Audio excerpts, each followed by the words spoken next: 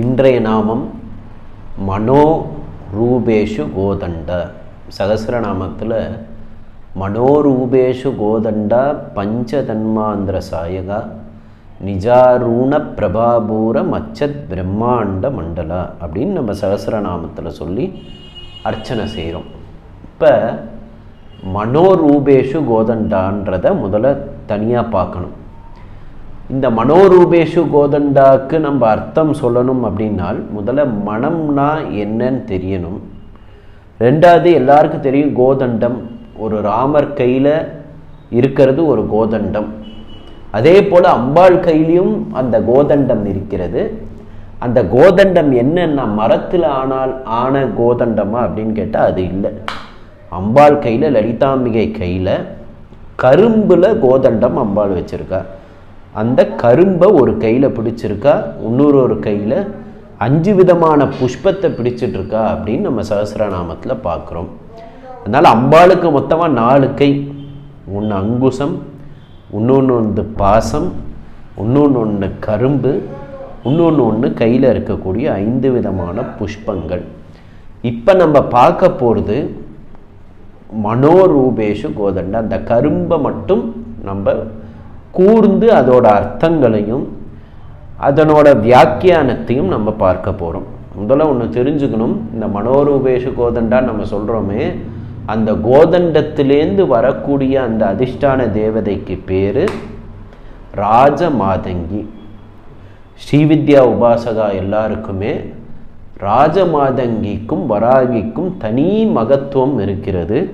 அதற்கு ஒரு தனி இம்பார்ட்டன்ஸ் இருக்குது. ஒரு நவாவரண பூஜை பண்ணோம் அப்படின்னால் தண்டநாதா அப்படின்னு சொல்லக்கூடிய வாராகிக்கு நம்ம அர்ச்சனை செய்கிறோம். அதே போல் ராஜமாதங்கி அப்படின்ற அம்பாளுக்கு தனி அர்ச்சனை செய்கிறோம். இந்த ராஜமாதங்கியாக இருக்கட்டும், இல்லை வாராகி அம்பாளாக இருக்கட்டும், இல்லை சம்பத்கரி அம்பாளாக இருக்கட்டும், அஸ்வாரூட அம்பாளாக இருக்கட்டும், இவாளெலாம் எங்கேருந்து தோன்றினானா சாட்சாத் அந்த லலிதாம்பிகையிலேருந்து தான் தோன்றினாள். லலிதாம்பிகைக்கு 4 கரங்கள். அந்த ஒவ்வொரு கரத்திலிருந்தும் ஒவ்வொரு தேவதை தோன்றினால் அந்த தேவதையில் ராஜமாதங்கி அப்படின்ற தேவதை கரும்பிலிருந்து தோன்றினாள். இப்போ நான் சொல்கிறதெல்லாம் ஏற்கனவே ராகஸ்வரூப பாஷாட்டியா குரோதாகாரா குஷோத்வலா அதெல்லாம் கேட்டிருந்தால்தான் இது ஓரளவு சிந்திக்கக்கூடிய தருவாயில் இருக்கும். ஏன்னா இது பெரிய ஒரு கான்செப்ட். அந்த கான்செப்டை நம்ம முதல்ல மனசில் வாங்கிக்கிட்டு அப்புறம் புரிஞ்சுக்கணும். இப்போ இந்த கரும்பு பார்த்தேன் அப்படின்னா கரும்புக்குள்ளே ஒரு ஈரம் இருக்கும். அதே போல் கரும்பு அப்படின்றது ஒரு ஸ்வீட் கலந்த ஒரு வஸ்து. அதனால் இனிப்புடன் ஒரு வாய்ந்த ஒரு அம்பை, ஒரு கோதண்டத்தை தன் கையில் வைத்திருக்கிறாள் அப்படின்னு அர்த்தம். அதனால் அம்பாள் லலிதாம்பிகைக்கு ஒரு கையில் கரும்பை வச்சிட்ருக்கான்னா அந்த கரும்பை பார்த்தோன்னே நம்மளுக்கு என்ன தோணணும், அதுக்குள்ளே ஒரு ஈரம் இருக்குது. அதே போல் அதுக்குள்ளே அந்த ஈரம் தன் தீர்த்தம் ஸ்வீட்டாக இருக்குது. அப்படிப்பட்ட இனிப்பான ஒரு வஸ்துவை தான் அம்பாள் தன் கையில் வச்சிருக்காள். அதுலேருந்து ராஜமாதங்கி உதித்தாள். இந்த ராஜமாதங்கிக்கு க்ஷேத்திரம் இங்கே எங்கேயாவது இருக்கா அப்படின்னு கேட்டால் அந்த ராஜமாதங்கியோட பிரதான க்ஷேத்திரம் நம்ம வேண்ட மதுரை மீனாட்சி.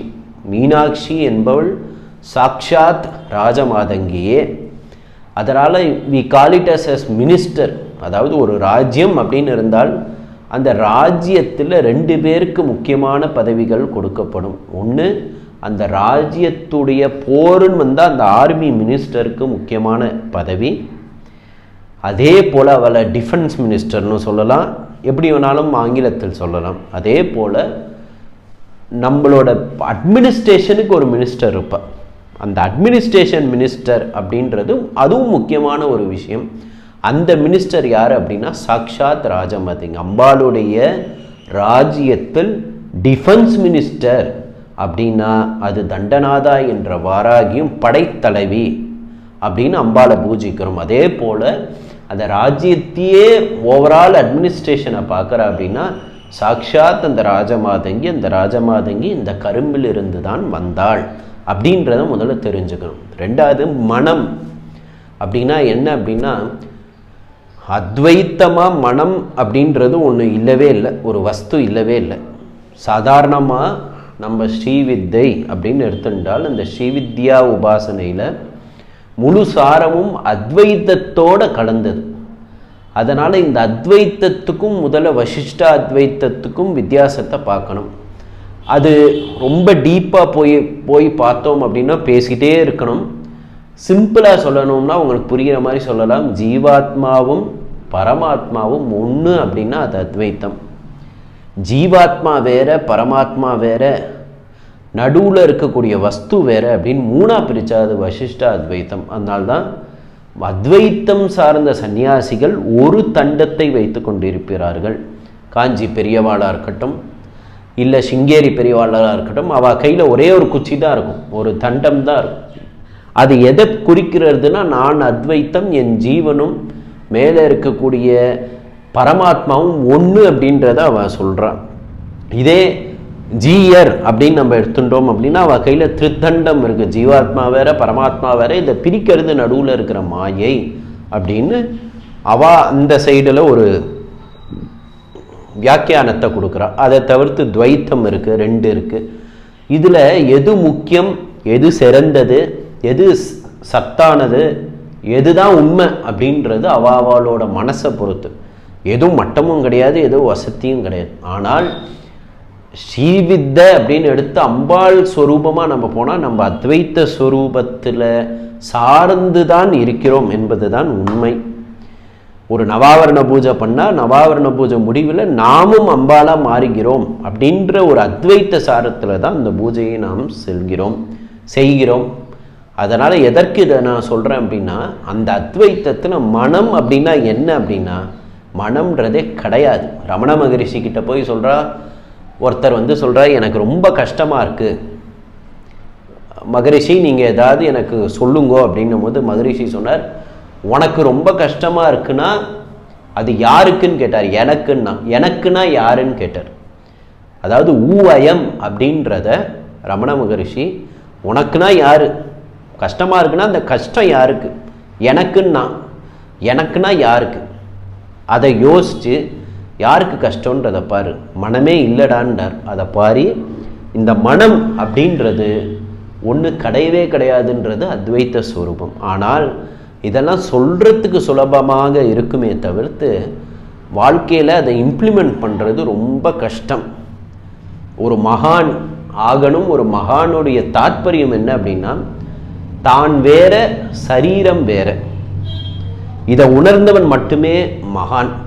தான் என்றும் அழியாத ஆத்மா, நான் உண்மையான பரம்பொருள், நான் அழியக்கூடிய வஸ்து இல்லை, நான் இந்த சரீரம் இல்லை, சரீரத்துக்கு தான் கஷ்டம், எனக்கு எந்த விதமான கஷ்டமும் இல்லை, என்னை எந்த சுகமும் எந்த துக்கமும் என்னை பாதிக்காது, நானே பரமாத்மா அப்படின்னு இருக்கிறவா பேர் தான் மகான்கள். ஆத்ம சாட்சா்காரம் அடைந்தவர்கள், அவளுக்கு பேர் ஜீவன் முக்தாள்னு பேர். இப்படி இது பெரிய தத்துவ ரீதியாக இதை புரிஞ்சுக்கிறதும் கஷ்டம், புரிஞ்சுட்டாலும் அதை நம்ம வாழ்நாளில் இம்ப்ளிமெண்ட் பண்ணுறது கஷ்டம். இப்படி பல எண்ணங்கள் இருக்குது நம்மளுக்கு. ஒரு இடத்துக்கு போகிறோம் அப்படின்னால் அந்த இடத்துல ஒரு விஷயத்தை செய்கிறோம் அப்படின்னா, நம்ம ஒரு விஷயத்தை செய்ய போகிறோம்னும் போது நம்மளுக்கு ஒரு மன அலைகள் வருது. இது நடந்துருமோ, அது நடந்துருமோ அப்படின்னு தோன்றது.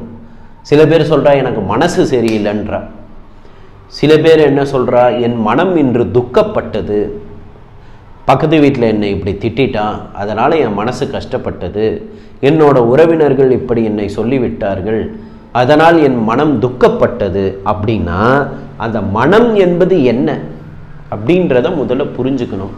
அந்த மனம் யாரால் தூண்டப்படுகிறது, அந்த மனம் எப்படி வேலை செய்கிறது, அந்த மனம் உண்மையிலே நம்மளை பாதிக்குமா, இதெல்லாம் நம்ம புரிஞ்சுக்கணும். மனம் அப்படின்னா என்ன அப்படின்னா, பல எண்ணங்கள் ஒரு இடத்துல சங்கமிக்கும் போது அந்த எண்ணத்துடைய கூற்று, எண்ணத்துடைய சங்கமம் இஸ் கால்ட் அஸ் மனம். அதாவது summation of all thoughts will give you the word which is called as மனம். பல எண்ணங்கள் ஒரு இடத்துல சங்கமிக்கிறது, அது மனம் அப்படின்னு நம்ம சொல்கிறோம். அந்த மனம் உண்மையிலே இல்லைன்னு நான் சொல்கிறேன். அப்படின்னா எப்படி இல்லைன்னு சொன்னால், நம்ம தூங்கும்போது கனவு வருது. கனவுல ஒரு உலகத்தையே நம்ம காண்றோம். நம்ம தான் அந்த உலகத்தை படைக்கிறோம். கனவுலேருந்து திடீர்னு எழுந்துக்கிறோம். இது கனவு தான், கடைஞ்சிருத்து, அது உண்மை இல்லைன்றதை உணர்றோம். இது ஒரு சைடு. ரெண்டாவது பக்கம், இன்னைக்கு நான் படுத்தேன், தூங்கினேன், மெய் மறந்து போயிட்டேன், ஒன்றுமே தெரியல, தூங்கினதும் தெரியல, எழுந்துக்கிறதும் தெரியல. அப்போ அது பேர் நிர்விகல்பம்னு பேர். அதாவது எதுவுமே தெரியாமல் ஒரு டெத்து ஸ்டேட்டில் போகிறது.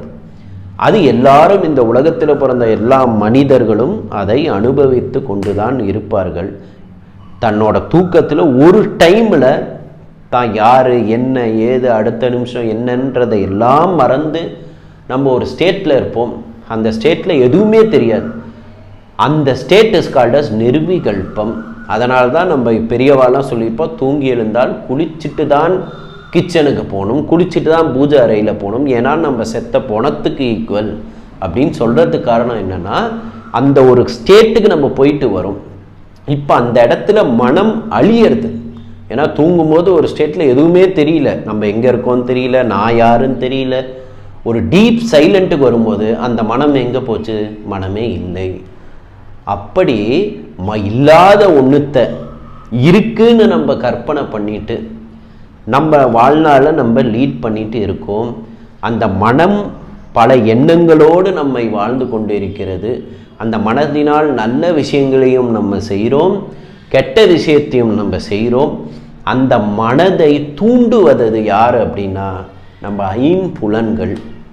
அந்த 5 புலன்கள் என்ன அப்படின்றது அடுத்த நாமத்தில் பார்க்குறோம். பஞ்ச தன்மாந்திர சாயகா அப்படின்னு சகஸ்நாமத்தில் அடுத்த நாமால அம்பாளுக்கு அர்ச்சனை பண்ணும்போது இந்த மனதை தூண்டுகின்ற அந்த வஸ்துவை நாம் பார்க்க இருக்கிறோம். அதனால் இப்போ என்ன பண்ணுறோம்னா, அந்த மனதை அம்பாள் ஒரு ஸ்தூல ரூபமாக, கரும்பு போல ஒரு ஸ்தூல ரூபமாக கையில் வச்சிட்ருக்கா. அது இனிப்பான கரும்பு.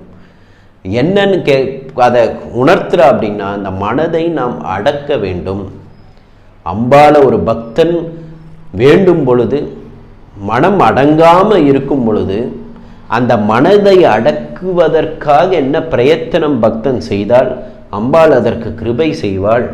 அந்த கிருபை எப்படி செய்வான்னா, தான் கையில் இருக்கிற பாசக்கயிறாலையும் தான் கையில் இருக்கிற அங்குசத்தாலையும் அந்த மனம் பல எண்ணங்களில் ஓடும்போது அந்த எண்ணங்களை அடக்கி பக்தனை வழிபடுத்தி தன் மனதை இனிமையான ஒரு விஷயமாக மாற்றி தன்னிடம் தன் அபய அஸ்தத்துடன் இல்லைனாலும் பாதத்தில் அந்த வியாக்கியானம் இருக்குது. அம்பாளுக்கு அபயமும் கிடையாது, வரதமும் கிடையாது. ஏன்னா தேவையில்லை. ஏன் தேவையில்லை? தான் பாதமே போதும் சரணாகதி அடையிறதுக்கு. அதனால் அந்த கரும்பை காட்டி, இந்த கரும்பை காட்டி என்ன சொல்ல வரா அம்பாள் அப்படின்னா, பக்தனை தான் பக்கம் இழுத்துக்கிறார். தன் பக்தனை மனதை அடக்கி தன் பக்கம் இழுத்து தன்னை சரணாகதி அடைய வைக்கிறாள் அப்படின்னு நம்ம அர்த்தத்தை எடுத்துக்கணும். இந்த மனோரூபேஷு கோதண்டான்றத வியாக்கியானம் அவ்வளோ ஈஸியாக பண்ணவும் முடியாது. ஏன்னா சொல்லிகிட்டே போனோம், அத்வைத்தம் துவைத்தம் அப்படின்னு நிறைய சொல்ல வேண்டியது இருக்குது. ஷார்ட்டாக நம்ம சொல்லணும்னா, நம்ம மனசை அடக்கணும். அந்த மனசை அடக்கினா அம்பாள் நம்மளுக்கு கிடைப்பா. மனசை அடக்க முயற்சி செய்வோம், அடங்கலைனாலும் பரவாயில்ல, அம்பாளை தினமும் பிரார்த்தனை பண்ணிப்போம். மனோரூபேஷு கோதண்டா, மனதையே நீ கையில் வச்சிருக்கிய கரும்பா, ஏன் மனம் இப்படி அலையிறதே, அந்த மனதை நீ அடக்கி என்னை நல்வழிப்படுத்துன்னு அம்பாளை பிரார்த்திப்போம். ஓம் மனோரூபேஷு கோதண்டாயி நமக.